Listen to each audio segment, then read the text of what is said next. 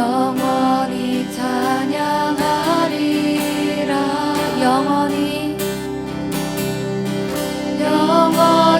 찬양하리라. 아름다우신 오 놀라우신 영원할 수 없는 사랑 오 위대하신 하나님의 사랑 영원히 찬양하리.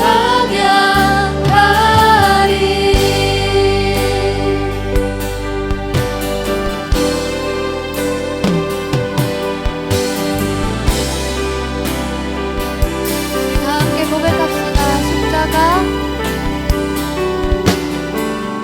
십자가 그 사랑 찬양하리. 날 구원하신 그 사랑 내 삶을 드려 찬양하리라.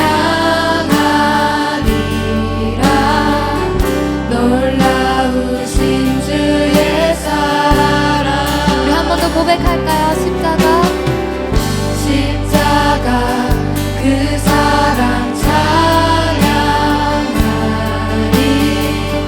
날 구원하신 그 사랑 내 삶을 드려 찬양하리라. 놀라우신 주의 사랑 영원히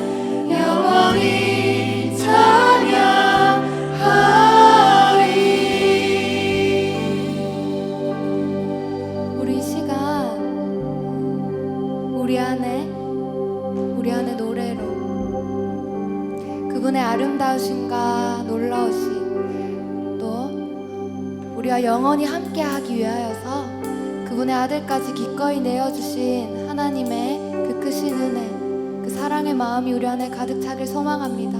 우리 잠잠히 하나님을 묵상하며 계속해서 나아갑시다.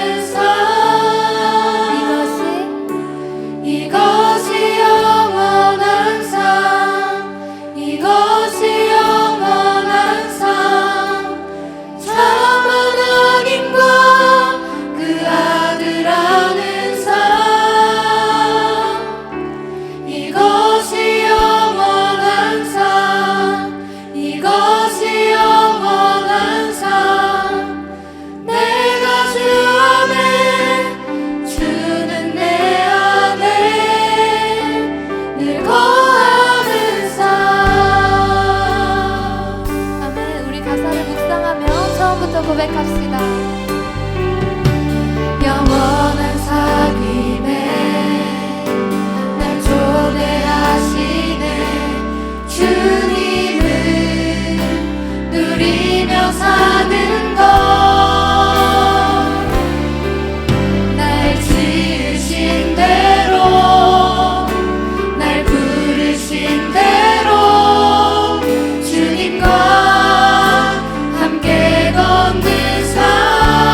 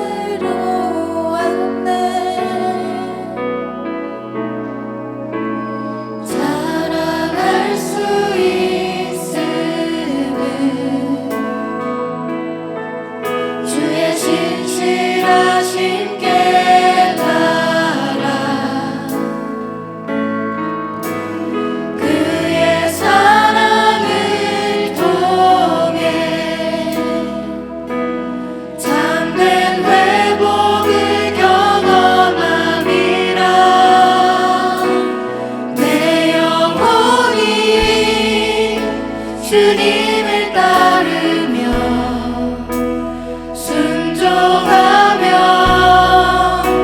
주 경외할 때 주의 나라 영광 보여주시니 달려갈 힘을 얻네. 존귀하신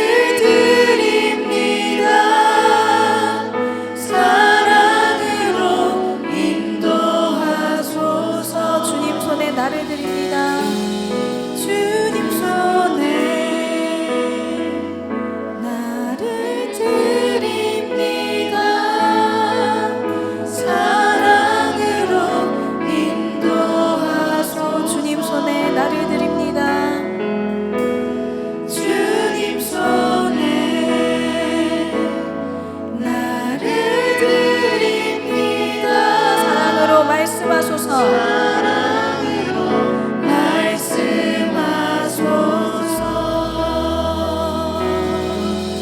이 시간 다시 한번 잠잠히 주님 앞에 나아가길 소망합니다. 주님, 이번 한 주 주님 앞에 우리의 모습은 어떠했습니까? 불평하고 주님을 떠나려고, 아니면 우리가 이미 주님의 백성으로 구원받았음에도 불구하고 그 모습을 잃은 채 살진 않았습니까? 이 시간 가운데 주님 앞에 나의 모습을 있는 모습 그대로 고백하고, 주님 다시 한번 나를 불쌍히 여겨주시고 다시 한번 나를 긍휼히 여겨주셔서 주님의 그 보좌 앞에 나아갈 수 있는 내가 될 수 있게 해달라고 이 시간 함께 간절히 기도하겠습니다. 기도하겠습니다. 주님, 우리를 불쌍히 여겨주시옵소서. 주님, 나를 불쌍히 여겨주시옵소서. 주님, 다시 한번 나를 돌보아주시옵소서. 주님, 나를 다시 한번 긍휼히 여겨주시옵소서. 주님, 이 시간 가운데 주님 앞에 다시 한번 무릎 꿇고 겸손하게 주님 앞에 나아가오니 주님, 나를 받아주시고 우리를 받아주시옵소서. 주님, 이 시간 가운데 우리 가운데 말씀하여 주시옵소서.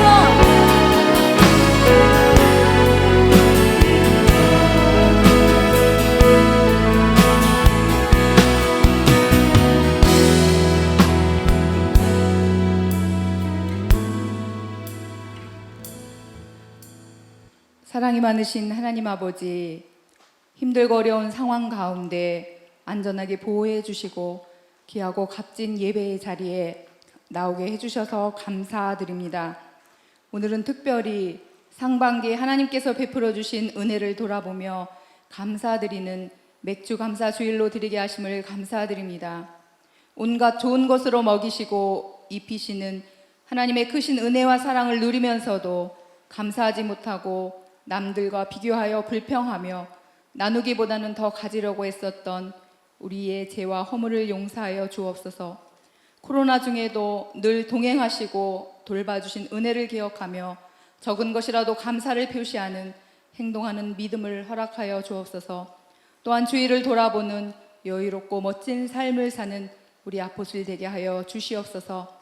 유일한 구원자이신 예수님을 믿기로 작정한 이들을 도와주셔서 말씀 듣고 기도하는 일을 쉬지 않게 하옵소서. 그로 인해 삶에서 도우시는 주님의 손길을 직접 맛보며 하나님의 자녀로 하나님 곁에 늘 머무는 축복의 삶을 살게 하여 주옵소서.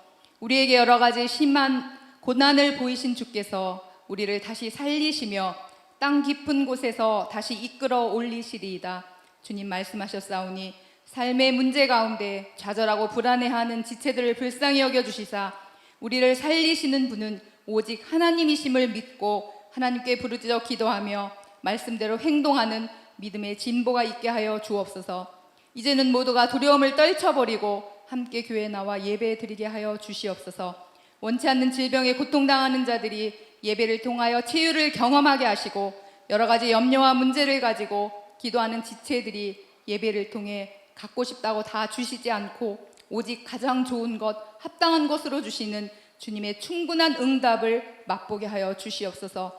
말씀을 전하시는 영규성 목사님, 성령께서 함께 하셔서 능력의 말씀을 전하게 하시며 듣는 우리는 다른 어떤 것에 마음을 뺏기지 않고 말씀에 집중하여서 은혜가 넘치는 귀한 시간이 되게 하여 주시옵소서. 예배를 돕는 사랑하는 지체들을 기억하시사 기쁨으로 섬기게 하시고 주님이 준비하신 축복을 마음껏 받아 누리게 하옵소서. 우리 모두 예배의 참여자로 주님의 임재를 경험하는 귀한 예배가 되길 소원합니다. 우리의 예배를 받아 주시옵소서. 존귀하신 예수 그리스도의 이름으로 기도드립니다. 아멘.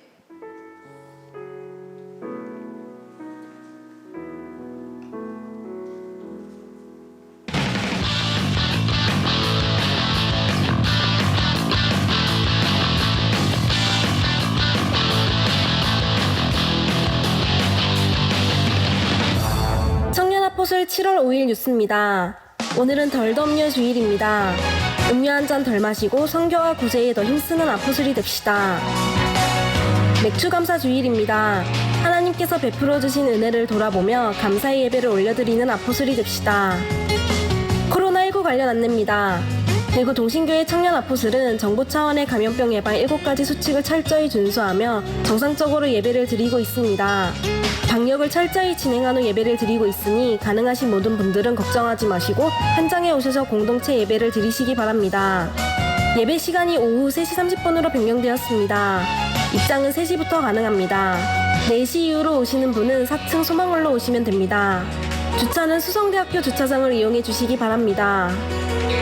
이단의 유입을 막고 교회와 성도들을 보호하기 위해 교회 출입 시 스마트 교인증을 확인합니다.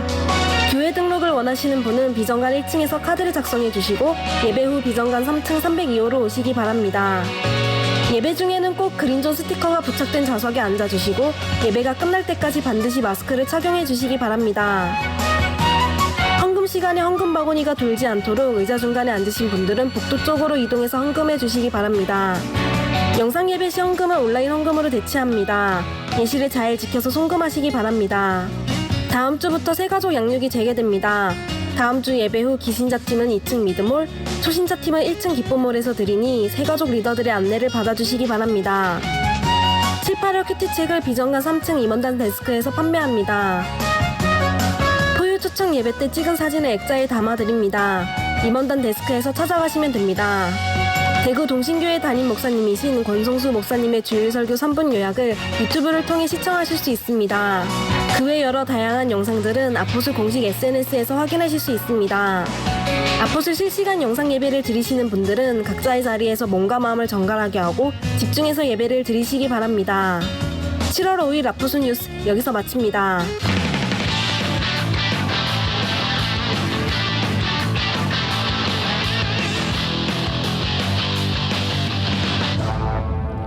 네, 여러분 반갑습니다.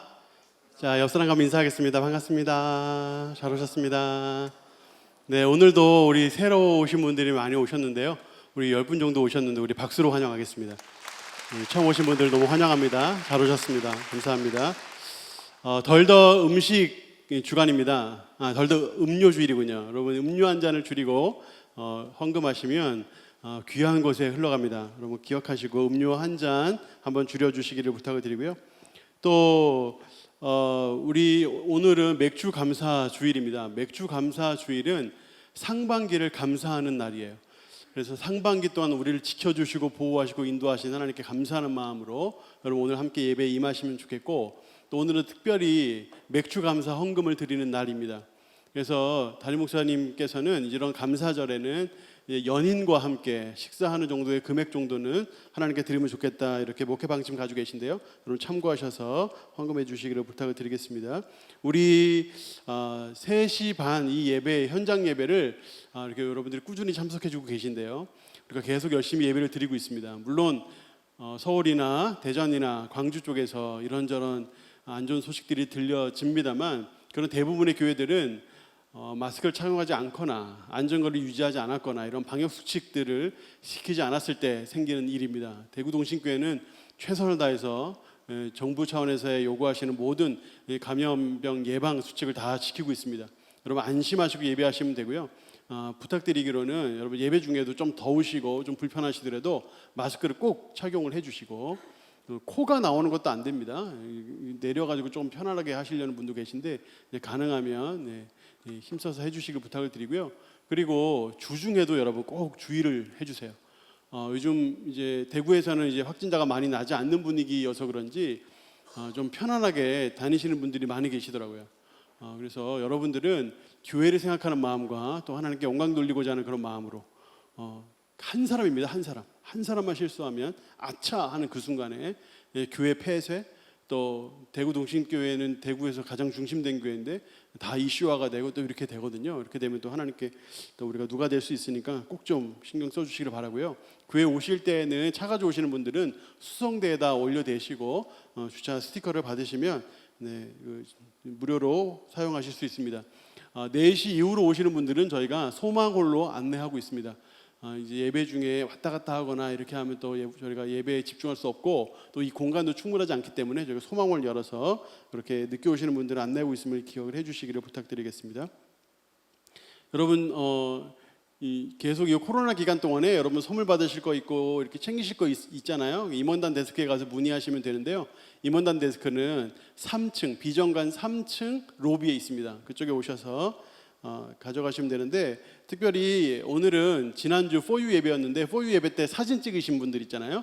사진 액자를 저희가 예쁘게 준비해 놨습니다. 사진 액자를 오늘 다 찾아가시기를 바랍니다. 온라인 사랑방 모임 잘 하고 계시는 줄 아는데 각 사랑방들마다 힘써 주시고 지금 대충 모이다가 나중에 풀리면 제대로 모이지 이렇게 생각하지 마시고, 지금은 언제까지 이게 갈지 몰라요 지금. 그러니까 온라인 사랑방 오늘 꾸준히 모인다 생각하시고 힘써 모여주시기를 바라고요. 오늘 처음 오신 새신자분들 또 방문 카드 작성하신 분들은 오늘 예배가 마치면 302호로 비정관 302호로 와주셔서 함께 환영을 받아주시기를 부탁드리겠습니다. 우리 오늘 하나님께서 우리에게 주시는 말씀을 함께 몽독하겠습니다. 베드로전서 4장 12절부터 19절까지 말씀입니다.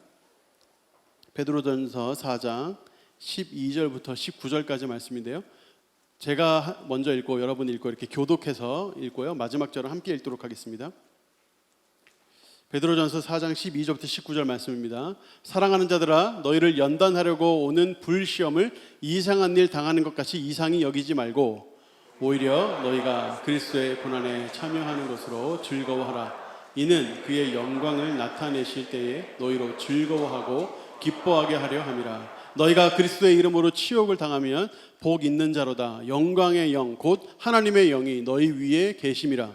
너희 중에 누구든지 살인이나 도둑질이나 악행이나 남의 일을 간섭하는 자로 고난을 받지 말려니와, 만일 그리스도인으로 고난을 받으면 부끄러워하지 말고 도리어 그 이름으로 하나님께 영광을 돌리라.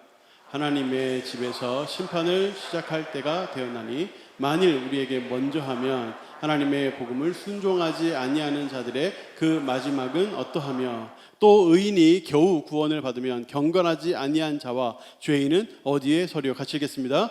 그러므로 하나님의 뜻대로 고난을 받는 자들은 또한 선을 행하는 가운데에 그 영혼을 미쁘신 창조주께 의탁할지어다. 아멘. 오늘은 연기성 목사님 귀한 말씀 전해주실 텐데요. 큰 박수로 모시겠습니다.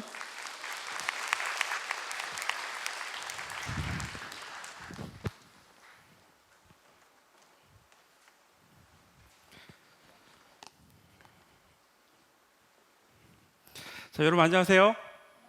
네, 우리 옆에 있는 분들에게 이렇게 한번 인사할게요. 주의 이름으로 사랑합니다. 주의 이름으로 축복합니다. 네, 코로나 초기에는 이렇게 같이 모이지 못했는데 지금 여러분들이 팀별로 사랑방별로 이렇게 모인 것을 보니까 이제 코로나가 끝날 날이 이제 얼마 남지 않았구나라는 생각이 듭니다. 여러분 아무쪼록 여러분 모이는 예배에 더욱더 신경 써주시고 더욱더 기도함으로 말미암아 여러분이 코로나 가운데 지지 말고 이기는 삶으로 나아갈 수 있기를 주님의 이름으로 축원합니다.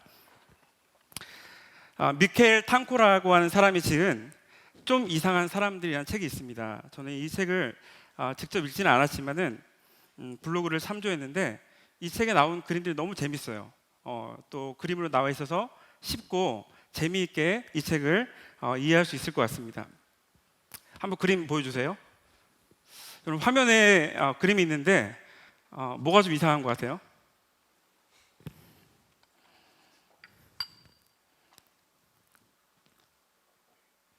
너무 그림이 어렵나요? 키다리 아저씨가 여러분 좀 이상하게 걷죠? 예, 이상하게 걷는데 그러니까 중요한 것은 이 그림 속에서 어른들은 그냥 키다리 아저씨가 좀 이상하게 걷는다라고 하면서 지나치지만 누구는 봐요? 어린아이는 왜 이 아저씨가 이상하게 걷는지를 알고 있습니다. 여러분 왜 그럴까요? 너무 어렵나요 여러분? 밑에 보니까 뭐가 있죠? 개미 같은 개미 떼가 여러분 지나갔기 때문에 이렇게 피해서 밟지 않으려고 이렇게 하는 모습들이 우리에게 이상하게 보이는 겁니다. 다음 그림이요. 여러분 다음 그림에서 이 아저씨의 수염을 보게 되면 여러분 어때요? 좀 귀엽죠? 별로 안 귀엽나요 여러분? 예, 좀 귀여운데 이 아저씨의 이 몸짓을 보면 우락부락해요. 일단은 우락부락하고 팔에 보면 뭐가 있어요? 문신이죠.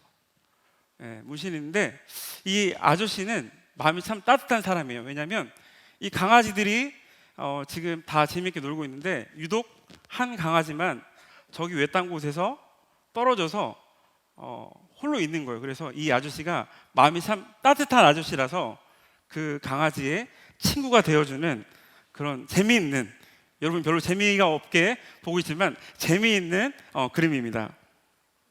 이 책의 저자는 여러분들도 좀 이상한 사람들 책을 읽고 좀 이상한 사람들이 되어보지 않으시렵니까? 라고 묻습니다. 세상을 밝게 만드는 이상한 사람, 다른 사람을 웃게 만드는 이상한 사람이 되어보라는 것이죠. 저는 이 주제와 관련해서 생각해 보던 중에 제게 두 가지 사건들이 좀 떠올랐어요.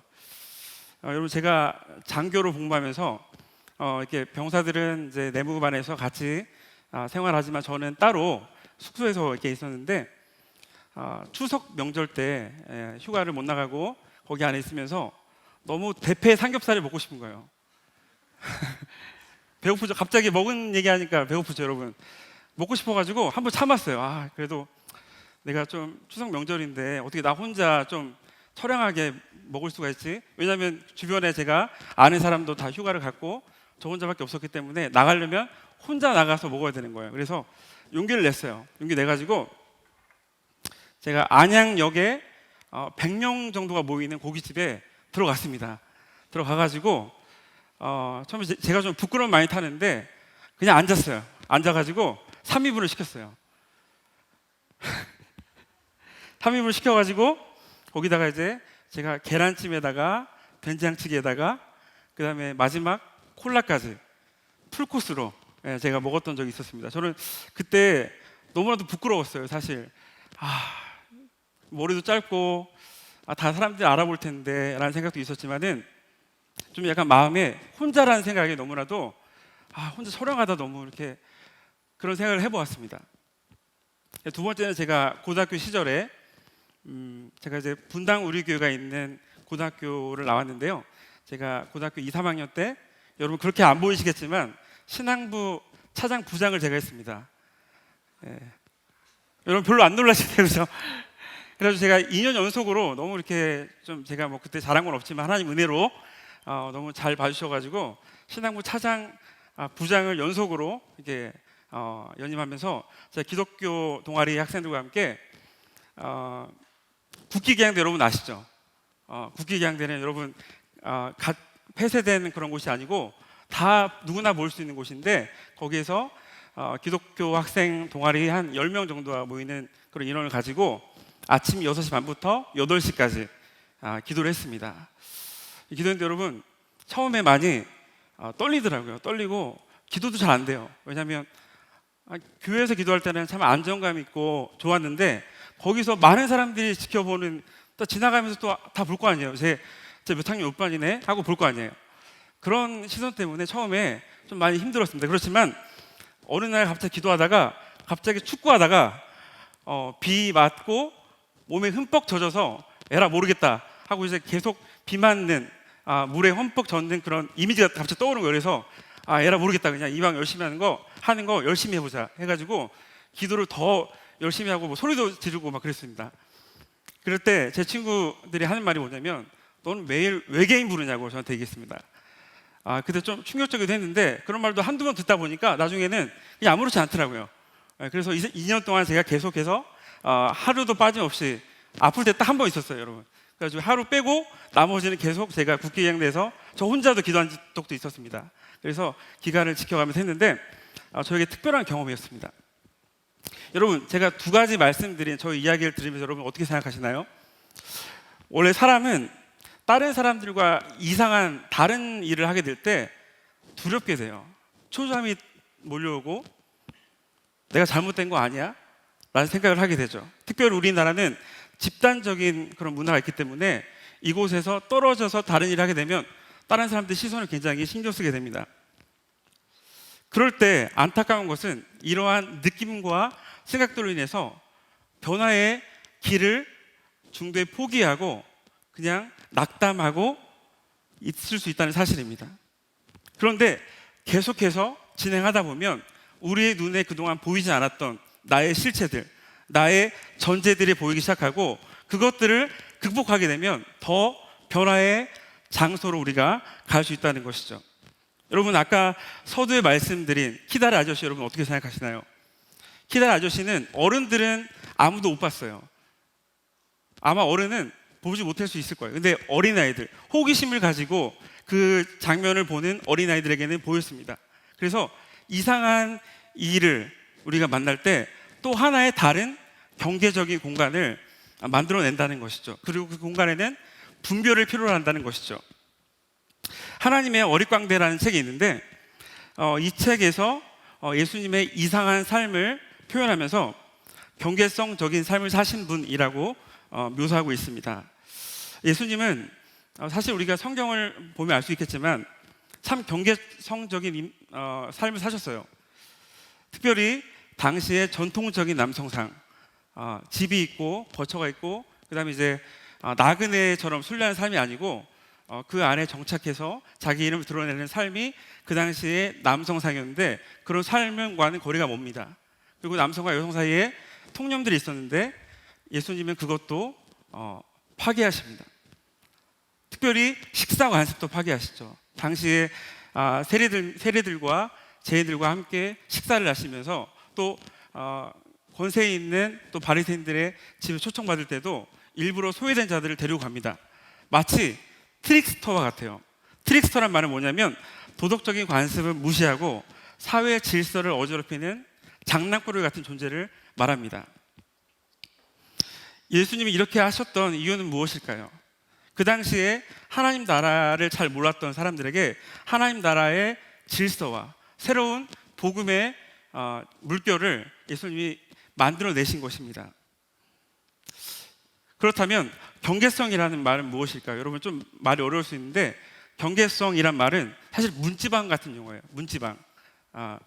문지방인데 이 문지방 전에 경계 전에 단계가 있고 경계가 있고 경계 후의 모습이 있습니다. 사실 경계 단계에서는 그 문을 열어보기 전까지는 불확실성이에요. 불확실해요. 그런데 문을 지나면 여러분 어떻죠? 안정감이 있죠. 저는 오늘 설교 전에는 굉장히 많이 떨렸어요. 많이 떨려가지고 오늘 어떻게 해야 되지 설교를 이긴 했는데 저는 오늘 설교 끝나고 마치면 집에 가서 잠을 잘 거예요. 마치 경계를 이렇게 표현할 수 있을 것 같아요. 그래서 이 경계성의 모습은 우리 사회의 갱신을 위해 필요하고 사실 기독교인들에게도 기독교인들의 삶이 사실 경계성을 지나는 듯한 그런 삶을 살고 있다는 것을 이 책을 통해서 알게 됩니다. 그렇다면 이 책에서 말하는 경계성의 영향은 무엇일까? 예수님의 이 어리석은 복음, 예수님의 이 괴이한 행동이 어떤 영향을 끼치냐면 우리 한번 그 하이라이트 된 부분을 한번 다 같이 한번 읽어볼까요? 복음의 어리석음부터 시작합니다. 준비 시작.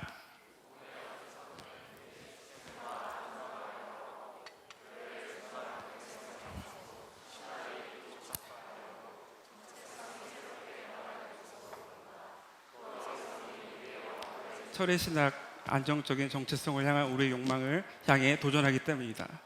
맞아요.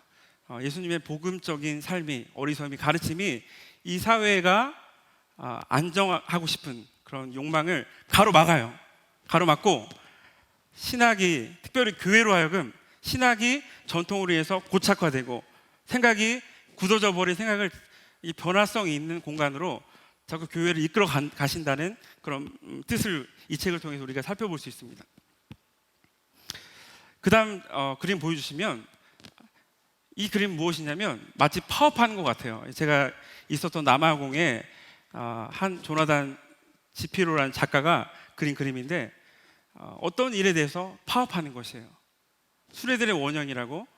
근데 이제 우리가 마치 하나님 말씀을 듣고 고난의 어리석음 또 복음의 초대를 받지만 우리 역시 마치 하나님 말씀에 파업하는 것 같은 변하기를 거부하는 듯한 모습들이 있다는 사실을 이 책을 통해 우리가 살펴볼 수 있습니다. 저는 오늘 이러한 개념들을 생각하면서 저는 여러분들에게 고난에 대한 말씀을 전하려고 합니다. 여러분 고난은 혹자가 말하기를 구원이 제1 축복이라고 한다면 고난은 제2의 축복이에요. 왜냐하면 성도들을 깨어있게 하고 하나님 말씀대로 살아가면서 하나님의 뜻을 이루게 되는 수단이기 때문에 그렇습니다. 그리고 그 특성에 있어서 변장된 축복과 같아요. 그리고 예수님께서 퍼스트 펭귄 대신 그 삶을 우리가 따라간다는 측면에서 우리 성도의 존재의 필수적인 양식과 같습니다. 그러나 저와 여러분들은 어떻습니까? 고난에 있어서 우리의 모습은 마치 걸음마 단계 같아요. 여러분 죄송합니다. 다 성인인데 제가 걸음마 단계에 있다고 하니까 너무 죄송하고요. 왜냐하면 우리가 고난을 생각할 때 그 의미를 잘 살리지 못하고 여러분들의 고난이 있지만 고난을 잘 이해하지 못하고 또 고난에 여러분이 대처해서 하나님의 뜻을 이루게 저 여러분 삶이 너무나도 성경적인 가르침을 잘 실천하지 못하고 있다고 생각하기 때문입니다. 그리고 그렇기 때문에 저 여러분들에게 고난이란 것은 뻔한 게 돼버렸어요. 고난, 오늘 또 고난 설교하네 하면서 여러분의 귀를 닫을지도 모르겠습니다. 이 클리셰란 말은 프랑스어인데 뻔함, 진부함이라는 것이에요. 우리 교회에서 고난이 중요함에도 불구하고 그 고난을 실천하지 않았기 때문에 그 고난대로 살아가는 삶을 우리가 많이 보지 못하기 때문에 우리에게 중요한 것은 알지만 우리에게는 뻔함이 돼버린 것이에요. 사실 오늘 이 설교는 제가 우리 5팀 지체들과 전화 신방을 하다가 제가 너무 마음이 아팠어요.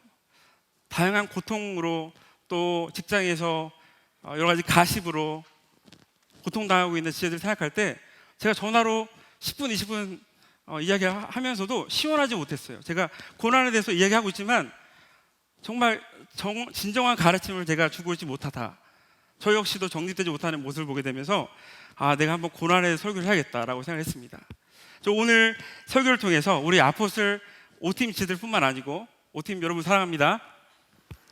5팀뿐만 아니고 우리 아포슬 모든 지체들이 고난을 이겨내고 또 하나님 앞에 하나님 주시는 그 변화를 소망하는 저 여러분 되시길 주님의 이름으로 축원합니다. 오늘 12절에 보시면 베드로 사도는 성도가 당하는 고난을 설명하기 위해서 세 가지 단어들을 언급하고 있는데 12절에 보면 불시험이 나와 있어요. 뭐라고 여러분? 네, 불시험이 있습니다. 이것은 불같은 시련 또는 불같은 고통 체험으로 볼 수 있습니다. 베드로는 이 구절에 대한 직접적인 배경으로 사로잡힌 많은 그리스도인에게 닥친 주 64년의 운명을 언급하고 있을 수 있다고 생각합니다. 64년 7월에 로마시에 큰 화재가 일어났습니다. 네로가 안치오에 거하는 사이에 로마시의 화재 소식을 들었지만 화재에 대한 대책을 서두르지 못하고 이후에 궁지로 몰리게 됐죠. 그래서 그것을 위한 희생양을 찾았습니다. 그게 바로 누구예요? 기독교인들이었던 것이에요.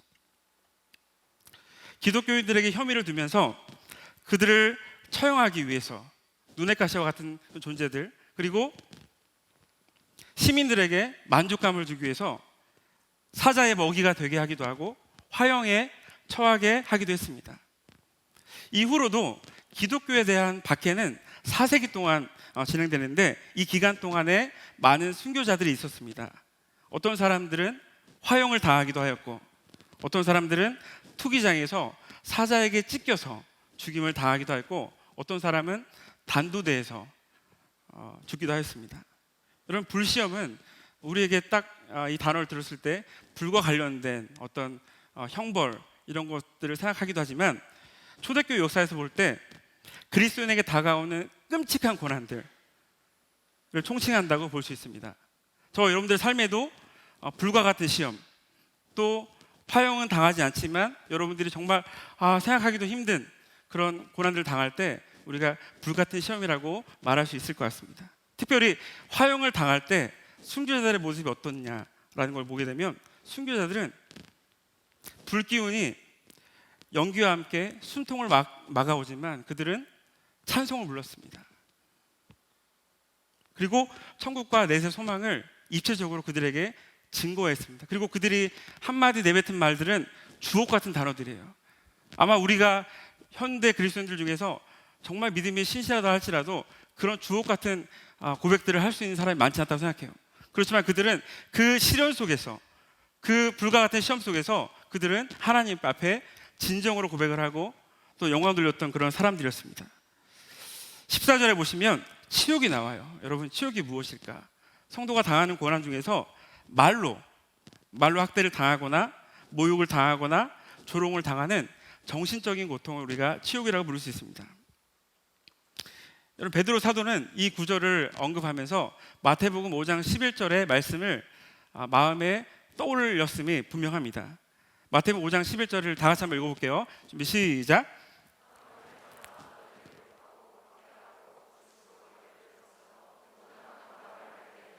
너희에게 복이 있나니. 여러분, 여기서 보면은 원어적으로 보게 되면 현재 수동태 직설법. 이것은 무엇이냐면 현재 성도들이, 오고 가는 성도들이 이 고통을 당하고 있다는 이것을 뜻합니다. 특별히 마태복음 5장 11절 전에 보면 인칭, 예수님께서 산상수훈을 가르칠 때 3인칭으로 말씀하셨는데 11절부터는 2인칭으로 말씀하고 계세요.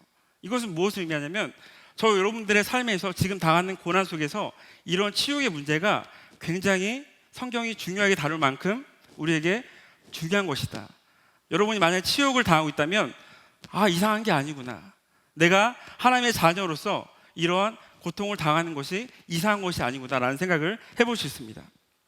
특별히 눈에 띄는 것은 그들이 거짓으로 꾸며서 우리 그리스도의 인격에 흠짓을 내고 프레임을 덧입혀서 우리를 자학하는 일도 있다고 하는 것입니다. 마치 예수님께서 십자가를 지시실 때에 백성들이 서로 짜고 말을 만들어내고 그들의 말은 일치되지 않았죠.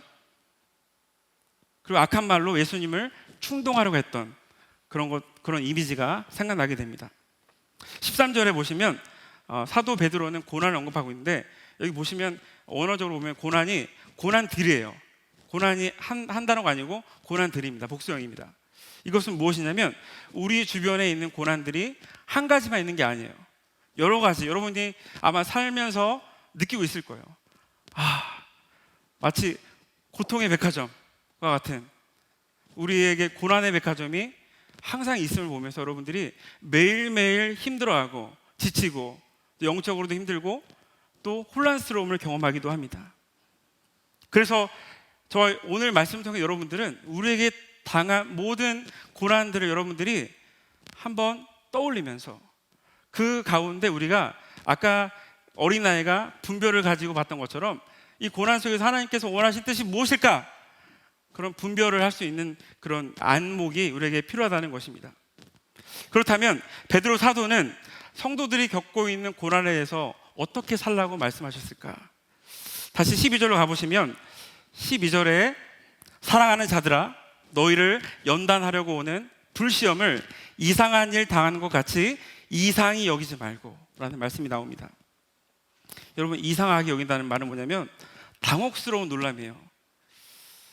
여러분, 최근에 맞닥뜨리고 있는 좋은 예가 있죠. 여러분, 코로나 바이러스. 처음에는 그냥 쉽게 지나갈 줄 알았습니다. 그런데 점점 더 많은 사상자를 내고, 제가 지난번 뉴스를 보니까 미국에는 하루에 4만 명 확진자가 발생했다고 하더라고요.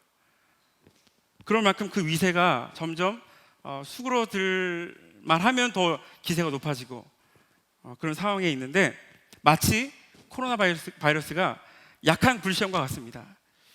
최근에 존 레녹스 교수님은 코로나 바이러스 세상 하나님은 어디 계실까 이 책에서 이 코로나 바이러스에 대한 우리의 인식의 문제를 다뤘는데 여기서 뭐라고 하시냐면 좀 길어요. 특별히 C.S. 루이스의 말을 인용하면서 원래 이제 C.S. 루이스는 핵폭탄을 가장 그 인간 사람들이 생각할 때 힘들어하는 것으로 생각했던 것 같아요. 그런데 이 존 레녹스 교수님은 핵폭탄에다가 코로나 바이러스를 대입해서 책에다 써놨더라고요. 그러면서 여기서 강조하신 게 무엇이냐면 이상히 여기는 그런 증거가 무엇을 우리가 볼 수 있냐면 너무 많이 생각한다는 거예요. 그리고 진짜 크지 않을 수 있는데 너무 큰 것처럼 우리가 과장한다는 것이에요. 그래서 넘겨주시면 그래서 어떻게 하면 이상히 여기지 않을 수 있을까? 오늘 말씀과 가서 제가 질문을 던져봤는데 우리의 마음을 가다듬는 것이다. 우리가 할 일을 하면서 우리의 생활에 여러 가지 고난과 여러 가지 어려움들을 줄 수 있지만 우리의 정신적인 문제까지는 지배할 수 없다라는 선을 그리면서 나가는 삶이 우리가 이 책에서 우리가 바라보는 이상히 여기지 않는 삶에 대해서 적용해 볼 수 있을 것 같습니다. 제가 개인적으로 저는 여기에 금방 핵폭탄 코로나 바이러스 거기에 제가 당하고 있는 고난을 집어넣어 3번 정도 한번 집에서 이렇게 외쳐봤어요. 외쳐봤더니 정말 이상해지지 않더라고요. 그래서 여러분들도 정말 저와 같은 경험하기 원하시는 분들 있다면 집에 가셔서 여러분들이 다시 한번 캡처해 놓으셔가지고 한번 거기에다가 여러분이 당하고 있는 고난에 대해서 한번 써 넣어서 한번 읽어보세요. 작은 소리도 한번 읽어보시고 큰 소리로 읽어보시고 그래서 여러분들의 마음에 와닿을 때까지 한번 읽어보세요. 그러면 효과가 있을 겁니다. 예, 여러분 호랑이 굴에 들어가도 정신만 바짝 차리면 산다라는 말이 있듯이 오늘 우리를 잠식하고 있는 코로나 저는 여러분 상황을 알지 못합니다. 어떤 상황인지 모르겠지만 여러분을 잠식하고 있는 고난들이 있다면 이상히 여기지 말고 하나님께서 우리에게 분별을 하시기를 원하는 것을 관점을 붙드는 여러분 되시기를 주님의 이름으로 축원합니다. 그렇다면 왜 베드로 사도는 이상히 여기지 말라고 했을까? 여러분 만약 우리가 이상히 여긴다면 놀라운 당황을 하게 된다면 그 다음에 하나님 뜻에 대해서 우리가 생각할 수 있는 그런 과정들이 이어지지 못해요. 그렇지만 우리가 이상히 여기지 않고 하나님 말씀이 무엇인가를 바라볼 때 그 안에서 우리가 이렇게 해야 되겠구나 라는 행동까지 이어질 수 있지만 우리가 놀람으로 인해서 우리 마음이 혼란스럽다면 하나님의 뜻을 생각하지 못합니다. 베드로 사도는 무엇이라고 했냐면 불시험이 아니라 너희를 연단하려고 오는 시련이기 때문이다. 베드로전서 1장 6절 7절에 보니까 너희가 이제 여러 가지 시험을 말미암아 잠깐 근심하게 되지 않을 수 없으나 오히려 크게 기뻐하는도다. 너희 믿음의 확실함은 불로 연단하여도 없어질 금보다 더 귀하여 예수 그리스도께서 나타나실 때에 칭찬과 영광과 존귀를 얻게 할 것이라. 아멘. 그럼 마치 이 내용을 보게 되면 독수리 새끼가 푸른 창공을 날기 위해서 낭떠러지 바위 등지에서 고통스러운 연습 과정을 하는 것이 생각나요. 우리를 연단하려고 오는 시험 여러분은 꼭 기억하시길 바랍니다. 구약에 좋은 예가 있는데 다니엘 3장에 등장하는 사드락, 메삭, 아벳느고를 생각해 볼 수 있습니다. 그들은 하나님 왕궁 교육을 받고 정치에 참여하게 되는데 3장에 보니까 두리평지에 세워진 풀무불에 우상에 절하지 않는 자는 풀무불에 던지우리라 라고 했던 것입니다. 여러분 왜 하나님께서 다니엘과 세 친구를 왜 연단하려고 하는 시련 가운데 두셨을까요? 그것은 이스라엘 백성들이 바벨론에 망했을지라도 하나님은 망한 것이 아닙니다. 망한 것이 아니고 하나님보다 황제보다 더 높은 하나님 앞에 코람데오의 정신으로 왕의 명령에 순종하는 것이 아니라 왕을 황제 숭배하는 것이 아니라 하나님을 공경하도록 하고 그런 믿음을 고치시키고 죄를 짓지 않기 위해서 하나님은 풀무불에 몇 배나 더 뜨거운 풀무불에 그들을 집어넣은 것입니다. 그들을 집어넣었지만 그 풀무불은 사용 도구가 아니라 그들의 믿음을 고치시키는 믿음의 순도를 높이는 재련기가 되었던 것이죠. 오늘 저와 여러분들이 어떤 고난을 당하고 있을지 저는 알지 못하지만 우리가 너무 과장하면서 나는 이제 곧 죽겠지, 나는 망했지, 여러분 그렇게 여기지 마시고 하나님께 나를 이 믿음의 시련을 통해서 나를 연단하려고 하시는구나, 그러한 믿음으로 여러분들이 나아갈 때 하나님께서 여러분들을 성장시키시고 이끄실 줄 믿습니다. 16절에서 또 베드로 사도는 고난을 부끄러워하지 말라고 합니다. 우리 다 같이 한번 읽어볼게요. 준비 시작.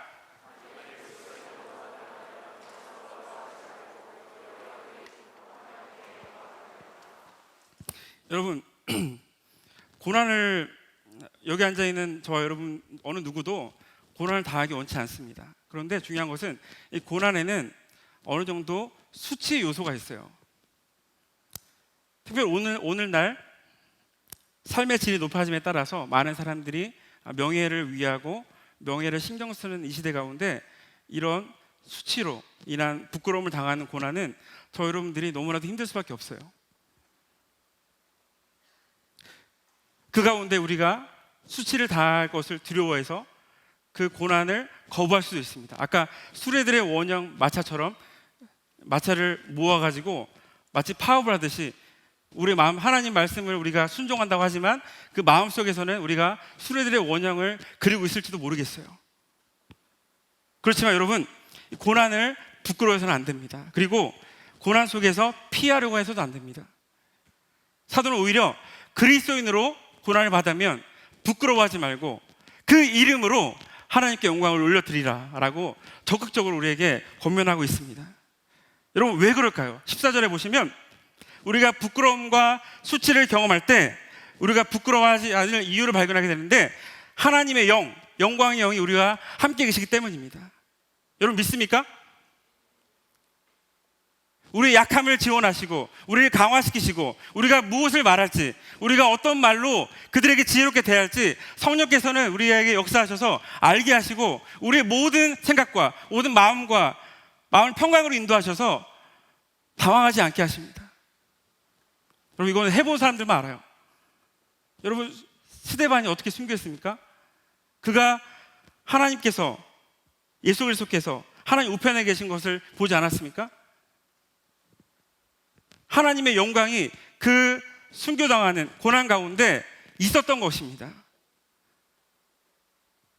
그리고 그에게는 돌로 침을 당하는 어떤 부끄러운 면도 없었고 마치 천사 얼굴 같이 하나님 앞에 밝은 얼굴 같이 주여 내 영혼을 주께 맡기는 듯한 말씀으로 그 고난을 이겨내게 됩니다.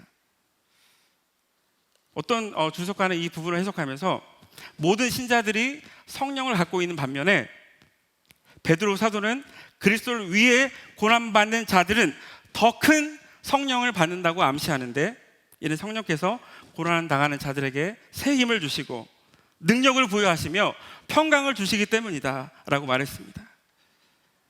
여러분, 저도 개인적으로 저도 이 부분을 굉장히 취약해요. 저도 마음에 수치를 당하게 되면 막 마음에 울분이 터오릅니다.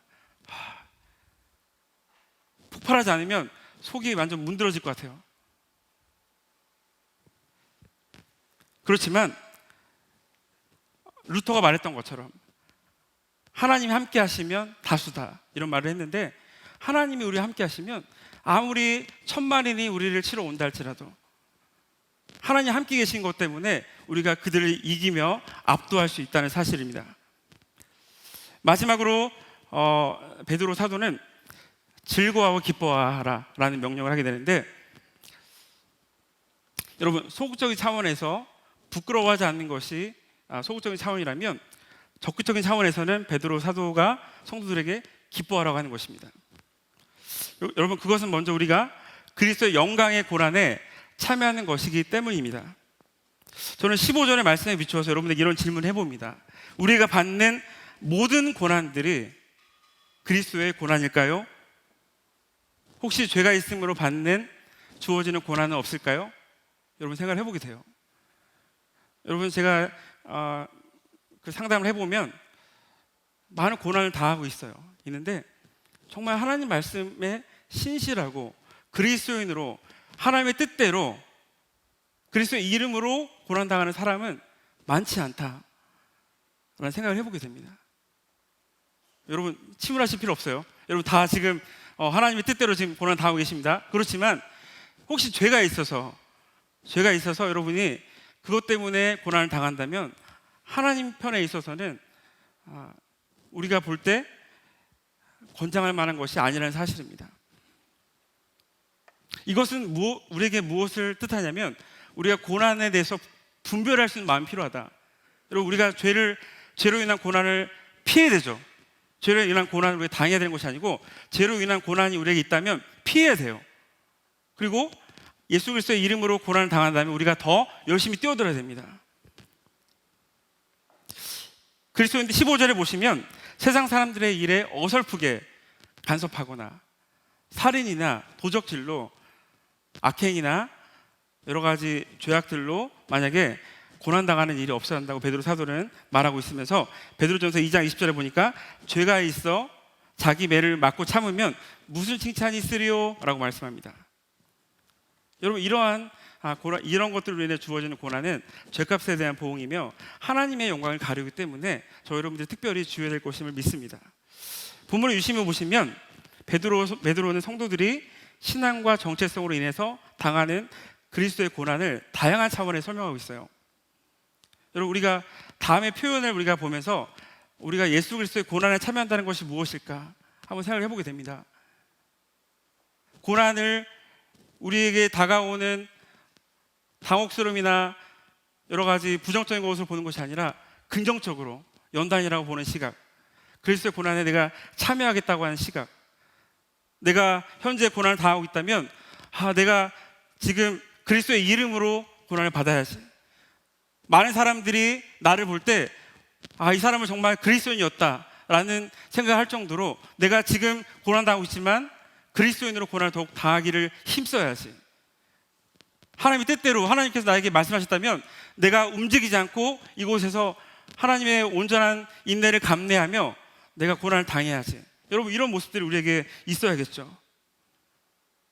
여러분, 주님께서 당하신 대속의 고난 우리가 당할 수가 없어요. 그렇지만 지금도 여러분 코로나 기간 속에서도 하나님 일하고 계십니다. 일하고 계시고 그 이후에 계속해서 하나님은 구속사역을 만들어 가고 계시는데 그것 가운데 여러 가지 악한 악인들에 의해서 또는 하나님의 나라의 확장을 위해서 저와 여러분들에게 고난은 필요할 수가 있다는 것이죠. 그렇지만 여러분, 우리의 믿음을 보십시오. 우리 앞에 다가오는 고난 앞에 여러분 어떻게 서 계십니까? 그리스도인으로 하나님 뜻대로 그리스도의 이름으로 참여하지 못할 때가 많이 있다는 것이에요. 중간에 우리가 타협하고 포기하면서 그리스도의 이름으로 고난을 당하는 것이 아니라 그 고난을 그냥 내팽개칠 때가 얼마나 많이 있습니까? 이러한 측면에서 고난은 우리에게 특권이요 은혜라고 하는 것입니다.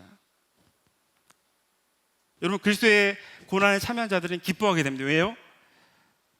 요한복음 15장 20절의 말씀처럼 내가 너희에게 종이 주인보다 더 크지 못하다고 한 말을 기억하라. 사람들이 나를 박해하였은즉 너희도 박해할 것이라. 하나님께 속한 자이기 때문에 우리에게 고난이 있는 것입니다. 그래서 우리가 고난이 있을 때 하나님, 내가 하나님의 자녀된 것을 감사드립니다.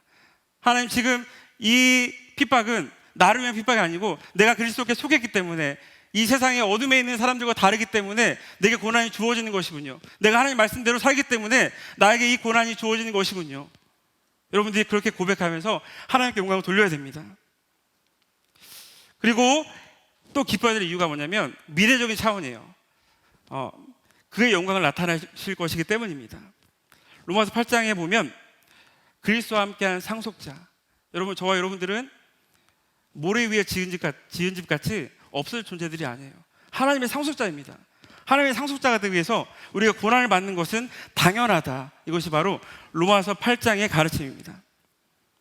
여러분, 우리가 미래를 바라볼 때 베드로전서 4장 10절의 말씀이 우리에게 유의미하게 다가오는데 하나님의 집에서 심판을 시작할 때가 되었나니 라고 말씀합니다. 베드로 사도가 당시에 다니엘서 12장 1절 2절과 구약의 유대 전생을 참고해서 이 말을 썼다고 생각하는데 당시 사람들이 이렇게 생각했어요. 종말 오기 직전에 의인이 먼저 큰 고난을 당할 것이다. 그러고 나서 악한 자들이 심판을 받을 것이다. 의인은 이 시대 가운데 고난을 체험하지만 내세에 있어서 악인들은 영원히 고난을 받게 될 것이다 라는 믿음이 있었습니다. 칼빈도 이 부분을 해석하면서 하나님의 집에서부터 시작되는 성도의 고난은 하나님 나라가 성취되는 필연적인 하나님의 과정이다라고 했습니다. 저 여러분들이 주어지는 고난, 하나님의 집에서 심판이 시작되었다면 죄인들의 경우는 어떠하겠는가? 오늘 말씀 보십시오.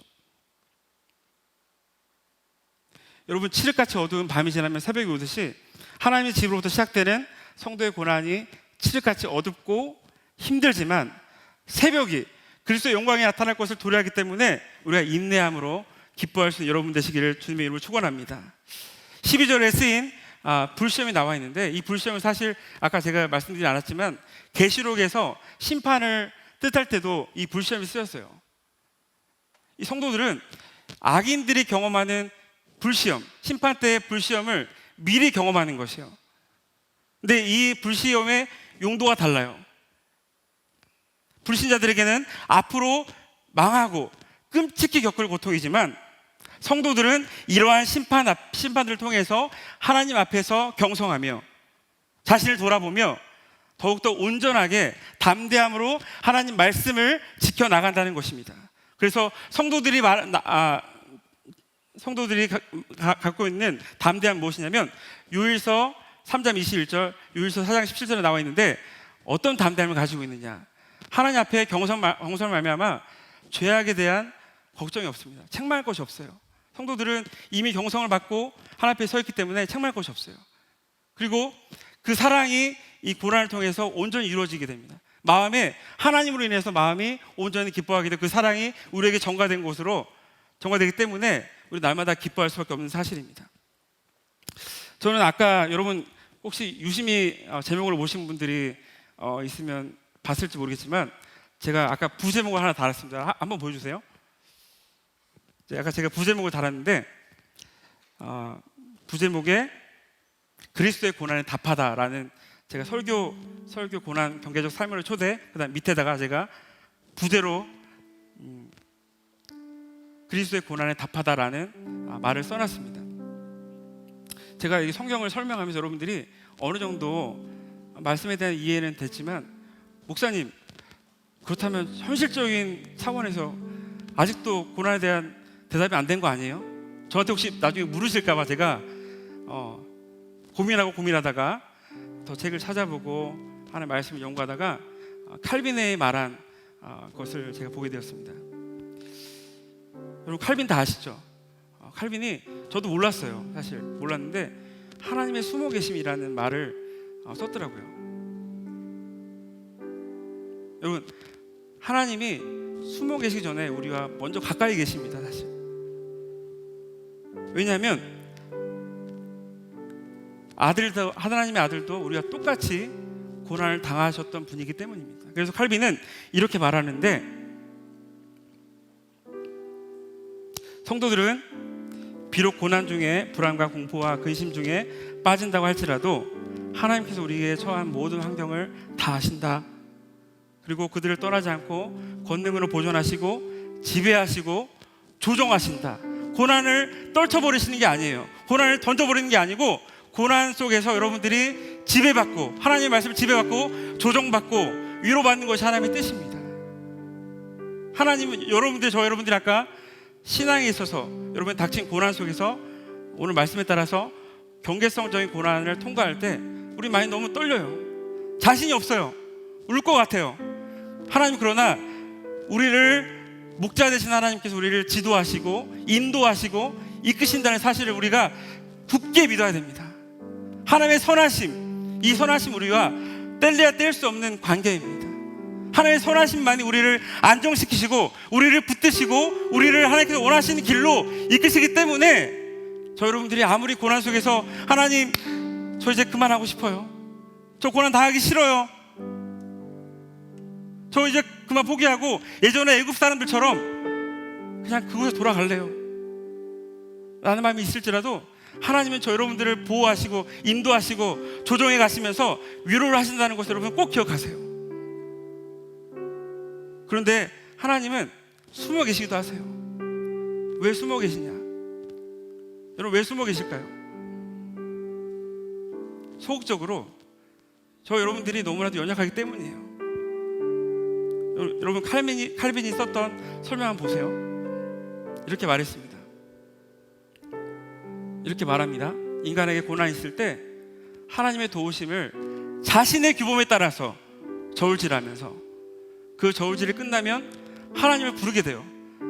하나님을 정말 간절히 부르는 게 아니고 내가 다 계산해보고 이제 하나님 찾는 거예요.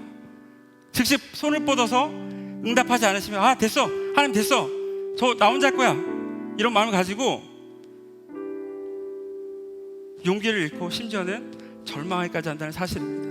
얼마나 여러분 우리 마음 가운데 하나님을 섬기고 내가 주를 위해 고난만다고 하지만 우리 마음속에서는 꿈틀꿈틀대는 마치 수레들의 원형과 같은 거부하는 신학, 거부하는 마음, 포기하는 마음 여러분의 존재가 얼마나 하나님을 온전히 의지하지 못하는 그런 존재입니까?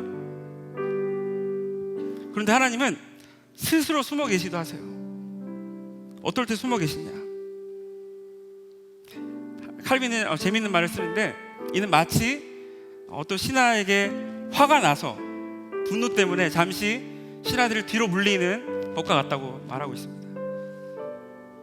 근데 하나님이 이렇게 뒤로 물러가시면서, 칼빈의 설명에 의하면 뒤로 물러가면서 그냥 뭐 포기하는 게 아니에요. 약간 힌트를 남겨주세요. 너희들의 죄가 무엇인지 좀 알아라. 좀 죄에서 좀 벗어나라. 왜 내 마음을 자꾸 모르니? 힌트를 주세요. 마치 뒤로 물리지만 손짓하고 계세요. 일로 와야 돼. 일로 와야 돼. 이렇게 우리를 손짓하고 계시는 겁니다. 하나님 도우시기를 미루시기도 하시고 침묵하기도 하세요. 여러분, 제가 만약에 여러분이 원하는 것들을 매 순간마다 다 사준다고 생각해 보세요. 제가 만약에 우리 하율이가 있는데, 자꾸 하율이 얘기해서 미안합니다 여러분. 근데 얘가 떠오르지 않네요 지금. 우리 하율이가 5살인데 하율이가 원하는 것을 자꾸 말할 때마다 제가 준다고 생각하세요. 뭐 아이스크림도 주고, 뭐 과자도 주고, 밥도 주고, 뭐 젤리도 주고 한다고 생각해 보세요. 하율이가 저를 아빠는 귀하게 여길 것 같아요? 아닙니다 여러분.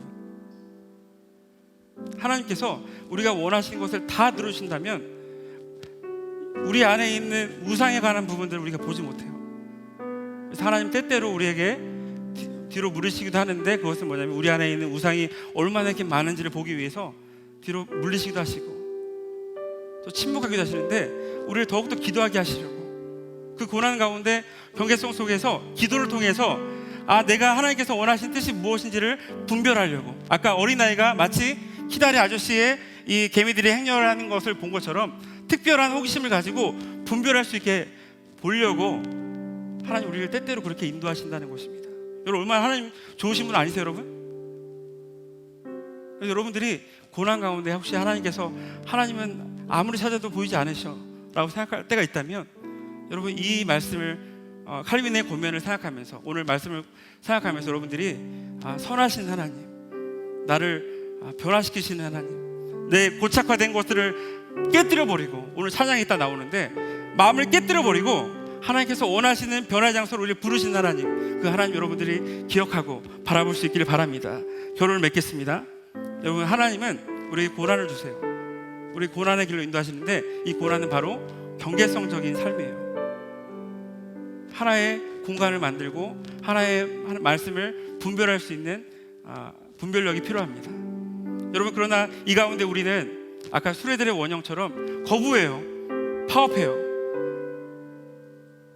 우리의 고착화된 모습을 보십시오. 클리셰, 수레들의 원형, 고난을 부끄러워하고 고난을 이상하게 여겨요. 여러분, 이런 것에서 결별하셔야 됩니다. 그리고 변화를 위한 분별을 해야 됩니다. 죄로 인한 고난인지 아니면 고난을 실현으로 여기는지 내가 분별할 수 있도록 해야 되는 것입니다. 여러분, 열린 진자이 뭐냐면 클리셰의 반대말이에요. 뻔한 것이 아니고, 자꾸 어린아이를 얘기하는데, 어린아이가 호기심을 가지고 이 사물을 봐가지고 그 경계성 공간을 만든 것처럼, 저 여러분들이 다시 한번 하나님 말씀에 뻔하게 반응하는 것이 아니라 하나님 앞에 호기심을 가지고 열린 마음을 가지고 은혜를 구하는 마음으로 여러분들이 나아갈 수 있길 바랍니다. 여러분, 고난 너무 힘들죠. 그렇지만 이 고난을 통과하는 자들은 하나님께서 안아주시고, 여러분들을 정말로 이 고난 속에서 스데반 얼굴과 같이, 정말 천사 얼굴과 같이, 또 여러분들이 고백할 수 있는 이전의 고백보다 더 고난을 통해서 하나님 앞에 더 영광 돌릴 수 있는 저희 여러분들의 모습이 되시기를 주님의 이름으로 축원합니다. 오늘 말씀을 생각하면서 십자가 그늘 아래, 여러분, 제가 한 번도 부르지 않은 찬양을 선곡했는데, 사실 제가 말씀을 너무 와닿아가지고 이 가사만 보고 제가 선택을 했습니다. 여러분, 크게 불러주셔야 됩니다. 오늘 다 같이 일어나셔서 한번 십자가 그늘 아래 함께 찬양하겠습니다.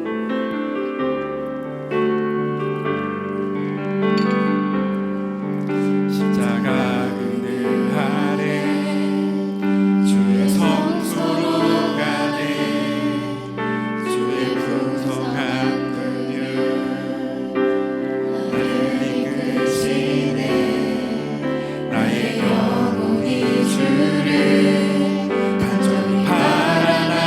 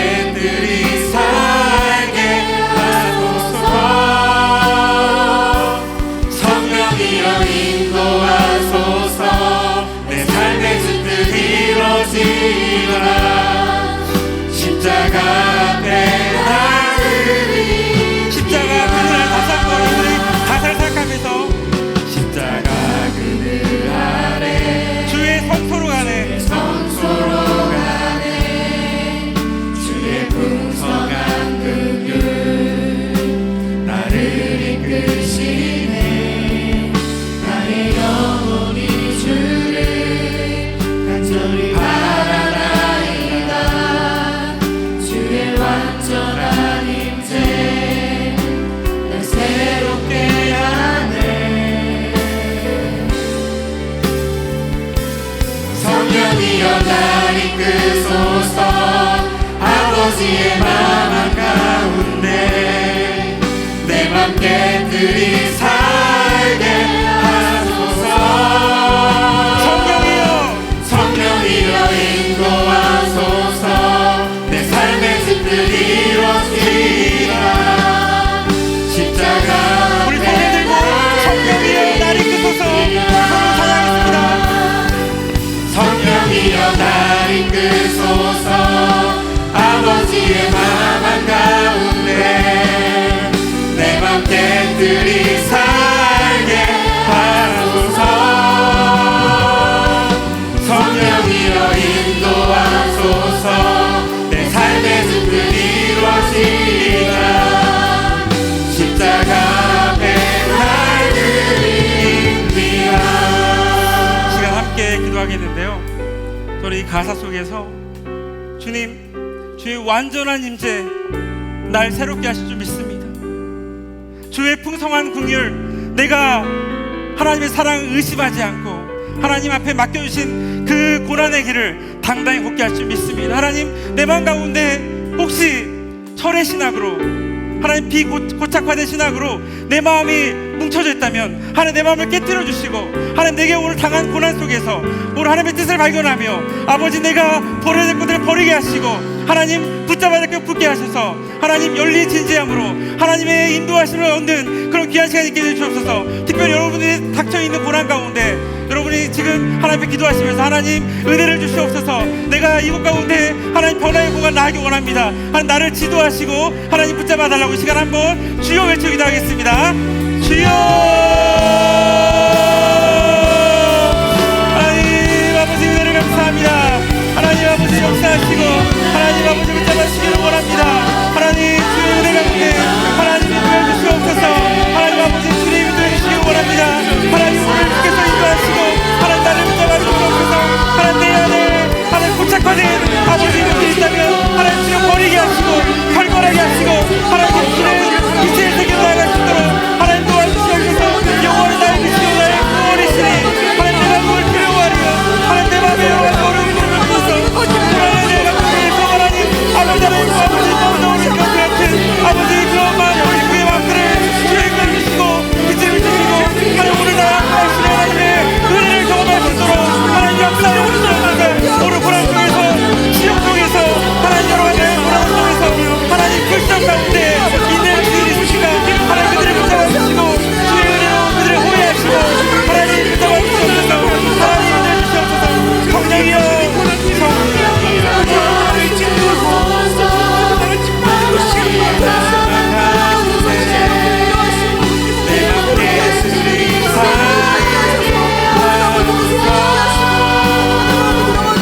성령이여 인도하소서. 내 삶의 뜻을 이루어지라.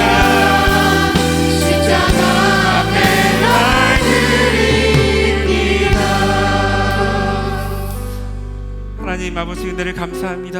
하나님 고난을 제2 축복이라고 말씀하셨는데 하나님 우리에게 닥친 여러 가지 고난들, 불시험, 치욕적인 삶 하나님 내가 부끄러워하지 아니하고 하나님 기뻐할 수 있도록 나의 마음을 붙잡아 주시옵소서. 하나님 내게 고통의 백화점, 고난의 백화점과 같은 여러 가지 주변에 나를 에워싸고 있는 고난들이 많이 있습니다. 하나님 내가 그것을 분별할 수 있게 하시고 내가 버릴 것은 버리게 하시고 하나님으로 향하여 난 길을 따라서 담대하게 하나님의 선하심을 의지하며 그 신실하신 하나님을 붙잡으며 나아갈 수 있는 인생 될 수 있도록 하나님 붙잡아 주시옵소서. 오늘 예배 이후에 우리는 똑같이 고난을 경험할 것이지만 달라지기 원합니다. 하나님 아버지 주여 나를 붙잡아 주시고 내 안에 고착화된 마음들 떠나버리게 하시고 오직 주의 완전한 임재로 나를 채워주시고 내 마음을 깨뜨려 주시고 주님께서 원하시는 존재로 다시 한번 다시 한번 창조하여 주시옵소서. 우리 지체들을 붙잡아 주시고 함께할 주님을 찬양합니다. 사랑이 많으신 예수님의 이름으로 기도합니다. 아멘. 우리 하나님 앞에 영광의 박수 올려드리겠습니다.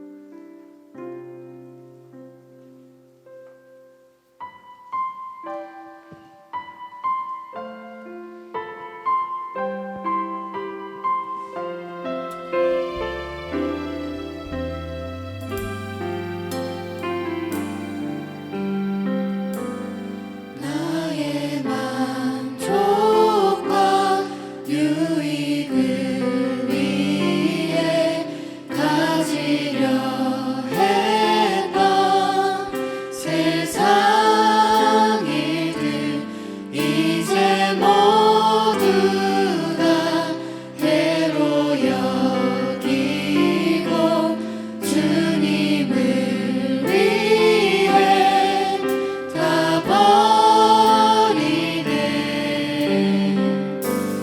내 안에 가장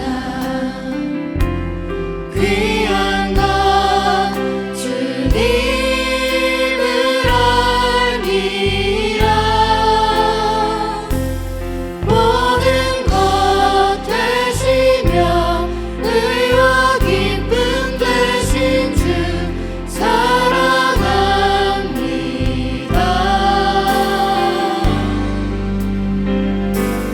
부활의 능력 체험하면서 주의 고난에 동참하고 주의 죽으신 본을 받아서 그의 생명에 참여하네. 내 안에 가장 귀한 것 주님을 알미라. 모든 것 되시며 의와 기쁨 되신 주 사랑합니다.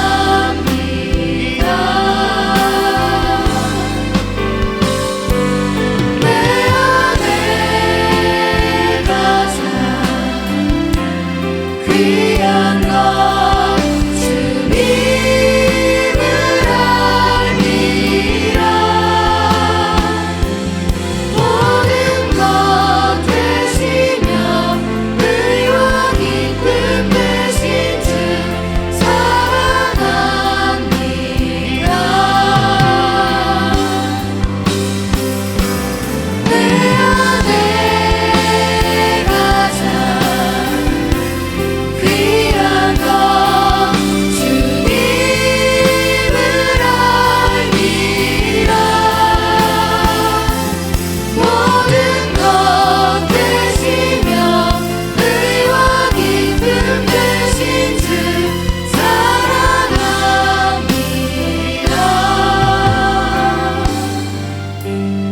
나의 주. 네, 축도 후에는 안내를 따라서 이동해 주시면 감사하겠습니다. 네, 그럼 황금기도 하겠습니다. 사랑의 하나님 아버지, 오늘도 귀한 말씀의 자리로 우리를 초대하셔서 고난 중에도 우리와 함께 계심을 깨닫게 하시니 또한 힘과 용기를 주시니 감사드립니다. 이 시간 우리에게 허락하신 모든 것이 주님의 것임을 고백하며 작은 예물을 올려드립니다. 드린 예물들이 주의 나라를 위해 사용되게 하시고 쓰여지는 곳곳마다 주의 영광이 드러나게 해 주시옵소서. 각자의 처지에 따라 믿음대로 드렸습니다. 기쁨과 감사함으로 드린 귀한 손길들을 기억하시고 복되게 하셔서 특별히 그 가정과 직장 외에 은혜를 더하여 주시고 하나님을 섬기고 이웃을 섬기는 복된 삶을 살아가게 하여 주시옵소서. 우리 모든 지체들이 물질에 대한 청지기 사명을 잘 감당하는 복된 삶을 살게 하시고 물질만이 아니라 우리의 몸과 마음을 다하여서 사랑의 열매, 복음의 열매를 맺는 삶을 살게 하여 주시옵소서. 예수 그리스도의 이름으로 기도합니다. 아멘. 이제는 우리 주 예수 그리스도의 은혜와 하나님 아버지의 크신 사랑과 성령님의 감화 감동 교제하심과 교통하심이 이 시간 고난 중에도 그날의 영광을 바라보며 즐거워하고 기뻐하기로 결단한 주의 백성들 위해 이제로부터 영원토록 함께 있을지어다. 아멘.